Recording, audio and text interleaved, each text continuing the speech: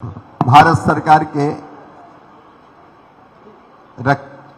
हमारे state home minister आदरणीय संजय बंडी जी, agriculture minister हमारे आदरणीय तुमल्ला नागेश्वर राव जी,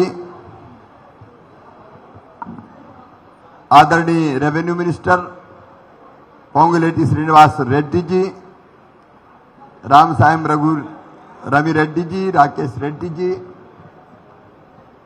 आदरणीय डिप्टी चीफ मिनिस्टर साहब जिनके साथ मैं विजयवाड़ा से आया हूं, हमारे सभी यहां उपस्थित लोकल लीडर्स, जनप्रतिनिधि और मेरे प्रिय किसान भाइयों और बहनों, मैं आप सबको प्रणाम करता हूं, आप सबको नमस्कार करता हूं। अभी रेवेन्यू मिनिस्टर साहब ने भी आपको बताया और इसके पहले हमने अपने किसान भाइयों को सुना। यहां मैं भी एक किसान के रूप में आया हूं, मैं भी खेती करता हूं और किसानों की हालत को अच्छी तरह समझता हूं। అందరికీ ధన్యవాదం। ఈరోజు ఢిల్లీ నుంచి సార్ ఇక్కడ రావడం జరిగింది। ఆయన కూడా మీలాంటి ఒక రైతు, ఆయన కూడా మీలాంటి ఒక పొలం ఉంది కాబట్టి మీ అన్ని ఇప్పుడు నొప్పులు ఆయనకి బాగా అర్థం వస్తుంది। मैंने एरियल सर्वे करके डिप्टी चीफ मिनिस्टर साहब के साथ, संजय बंडी जी के साथ पूरी स्थिति देखी है। ऐसी बाढ़ पिछले 100 सालों में कभी नहीं आई। हमने खेत देखे, पैडी और चिली दोनों की फसल पूरी तरह से समाप्त हो गई है। जहां पैडी थी वहां पता नहीं चलता कि पहले पैडी लगाई हुई थी। जो खेत पानी में डूब गए, वहां 100% क्रॉप डैमेज हुई है। ये दृश्य हमने अपनी आंखों से देखा है। నేను నాతో పాటు డిప్యూటీ సీఎం గారు అలాగే బండి సంజయ్ గారు చాపర్ నుంచి అన్ని పొలాలు చూడడం జరిగింది। అక్కడ పూర్తిగా వరి పంట నష్టపోయింది। నేను సొంతంగానే చూశాను। केवल फसलों का नुकसान नहीं हुआ, हमारे जानवर, मवेशी, गाय, बैल, कई जगह हमने मुर्गी देखी अभी फोटो एग्जीबिशन में, घरों का सामान, हमारे जितनी जरूरी चीजें थी घर की, क्योंकि पहली मंजिल तक पानी ऊपर आ गया था और इतनी तेजी से आया कि कोई सामान बचा नहीं पाया। मैं यहां के प्रशासन को और सरकार को भी यहां कोई राजनीति करने नहीं आए। हम लोग संकट के समय हम सब साथ हैं। इस समय हम केवल जनता के सेवक के रूप में आए हैं, किसानों की सहायता करने के लिए आए हैं।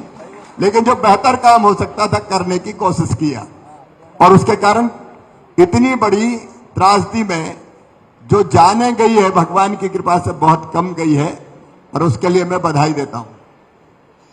దీంట్లో మాత్రమే వరి పంట నష్టపోయేది కాదు, ఆవులు, గేదెలు, కోడిళ్ళు, మీ అందరి సమాన్ ఇల్లులు కూడా నష్టపోయింది। అదే సొంతంగా చూశారు। డిప్యూటీ సీఎం గారు చెప్పడం జరిగింది, గత 100 సంవత్సరంలో ఇలా జరగలేదు। ఈ రోజు నేను ఇక్కడ వచ్చేది ఏ పక్షపాత పొలిటికల్ గా కాదు, అందరికీ మానవతంగా సహాయం చేయడానికి వచ్చాను। తోడుగా ఆయన మీతో పాటు ఉన్నారు। कई जगह खेतों में दोनों तरफ रेत आ गई, बालू आ गई और खेत अब फसल कैसे पैदा करे, किसान के सामने ये संकट आ गया। तात्कालिक संकट है, ये फसल नष्ट हो गई, कुछ बचा नहीं। और किसान जब फसल बोता है तो खाद डालता है, बीज डालता है, लोन लेता है, पैसा उधार लेता है, इस आस में कि ये फसल आएगी तो वो सबका पैसा चुका देगा और अपना घर भी चला लेगा। लेकिन ये फसल चली गई तो केवल फसल नहीं गई, उसकी आशा टूट गई, उसके सपने टूट गए। రెండు పక్క వాగు, రెండు పక్క పొలం చూడడం జరిగింది। అక్కడ అంతా నష్టపోయింది। దీంట్లో నష్టపోయేది పొలాలు కాదు, దాంట్లో పెట్టిన సీడ్స్, విత్తనాలు, ఖాద్య అంతా నష్టపోయింది.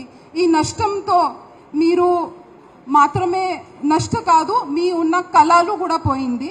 దాంట్లో మీరు కొంత బ్యాంకు నుంచి లోన్ తీసుకుంటుంటారు, లేకపోతే కొంత అప్పు తీసుకుంటుంటారు, అంతా నష్టపోయింది అంటే ఆయనకి ఇది అంతా ఆలోచన ఉంది. मेरे किसान भाइयों की आंखों में आंसू है, लेकिन मैं ये कहने आया हूं, रोना नहीं है। प्रधानमंत्री नरेंद्र मोदी जी भी चिंतित हैं, हमारे गृह मंत्री अमित शाह जी चिंतित हैं, और इसलिए मुझे भेजा है। संजय बंडी जी भी आपके बीच में आए हैं। राज्य के हमारे उप मुख्यमंत्री और सीनियर मिनिस्टर्स 3 यहां बैठे हैं। हम सब मिलकर, केंद्र सरकार, प्रधानमंत्री नरेंद्र मोदी खुद चिंतित है, हम मिलके किसान भाइयों आपको संकट से पार निकाल के ले जाएंगे, ऐसी रणनीति और योजना बनाएंगे। నేను సొంతంగా మీ కన్నులో నీరు చూశాను, ఏడవడం చూశాను, కానీ మీ అందరూ ధైర్యంగా ఉండాలి. గౌరవ మాన్య ప్రధానమంత్రి నరేంద్ర మోదీ గారు, అలాగే గృహ మంత్రి సార్కి, అలాగే బండి సంజయ్ గారికి, డిప్యూటీ సీఎం గారికి అందరికీ ఇక్కడ పంపడం జరిగింది. ఈ చెప్పడానికి మేమందరూ మీతో తోడుగా ఉన్నాం. ఈ కష్టమైన సమయం నుంచి నేరుగా మంచి సమయంలో మీ అందరితో పాటు బయట తీసుకువెళ్తాం అని సహాయం కోసం వచ్చారు. किसान भाइयों, हमको 2 तरह की योजना बनानी है। एक, शॉर्ट टर्म प्लानिंग, तत्काल क्या किया जा सकता है, और दूसरी लॉन्ग टर्म प्लानिंग।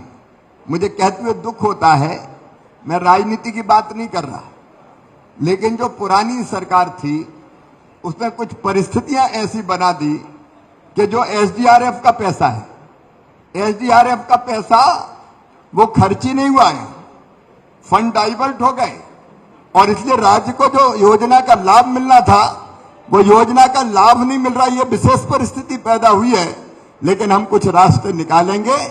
एसडीआरएफ का पैसा है, लेकिन पुरानी सरकार ने जो गड़बड़ें की उसके कारण वो ढंग से खर्चे नहीं किया गया।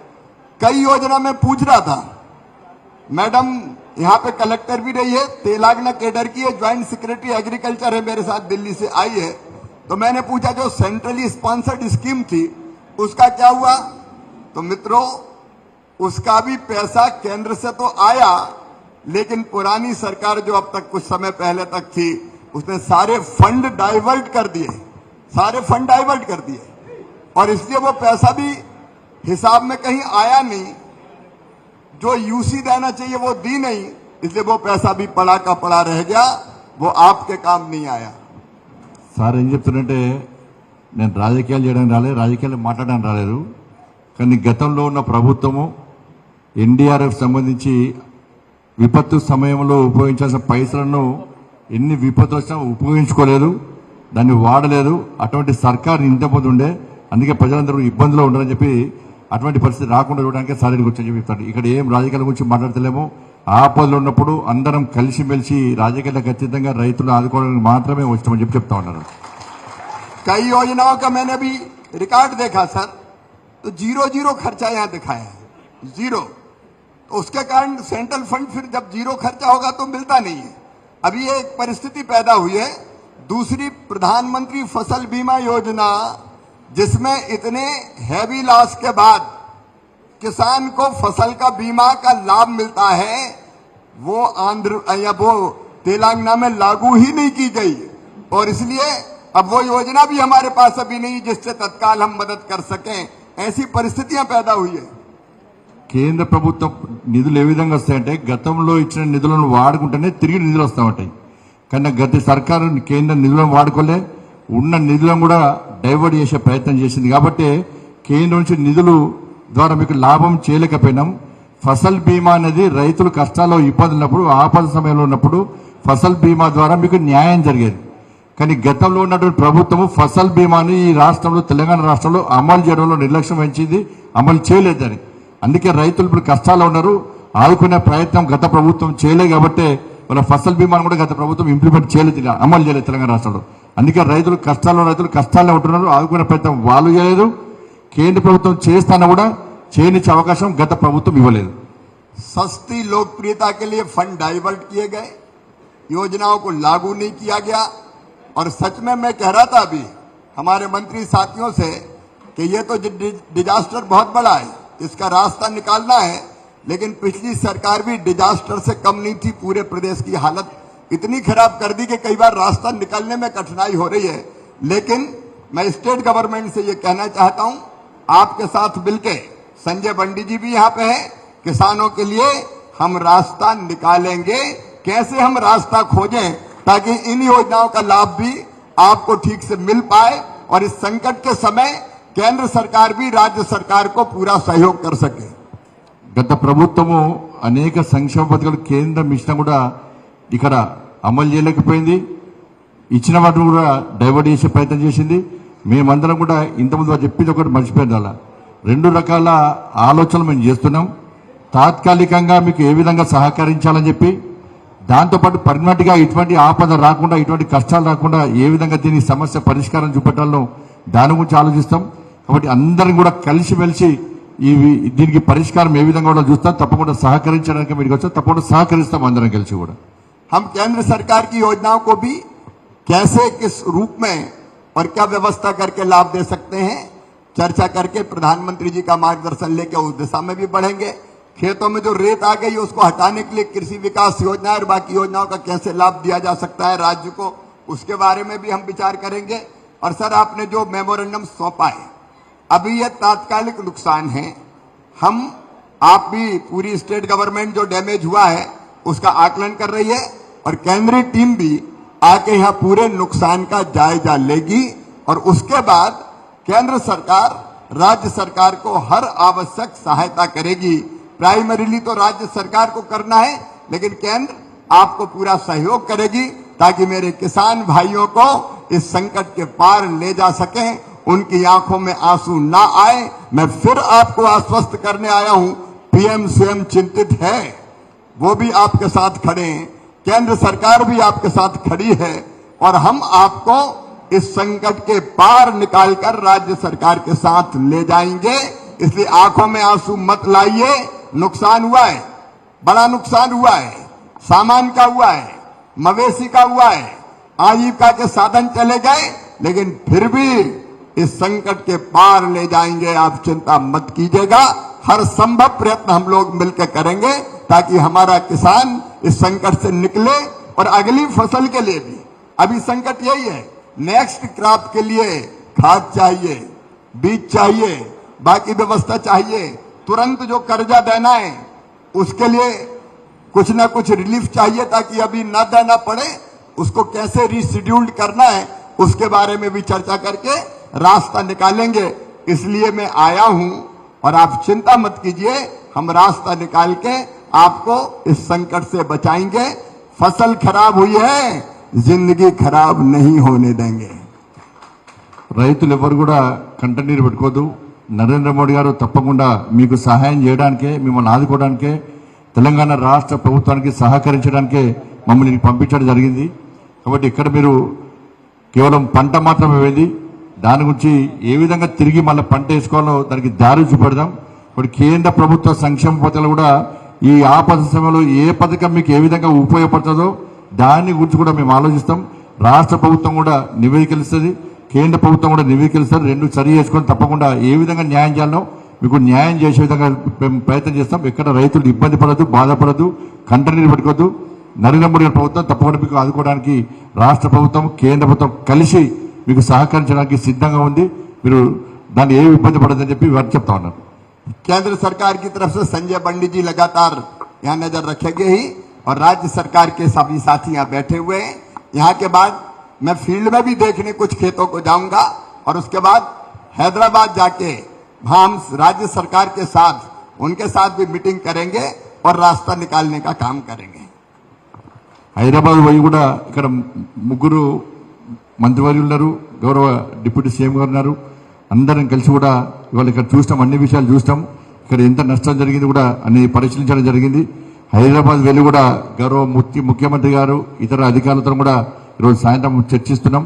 అన్ని విషయాలు పరిశీలించి తప్పకుండా ఏ విధంగా న్యాయం చేయాలో తప్పకుండా మాట్లాడి మీకు సహాయం చేసే ప్రయత్నం చేస్తాం. किसान की सेवा हमारे लिए भगवान की पूजा जैसी है। उसी ढंग से हम काम करने की कोशिश करेंगे। రైతులకు సాయం చేయడం అంటే దేవుడికి పూజ చేసినట్టే.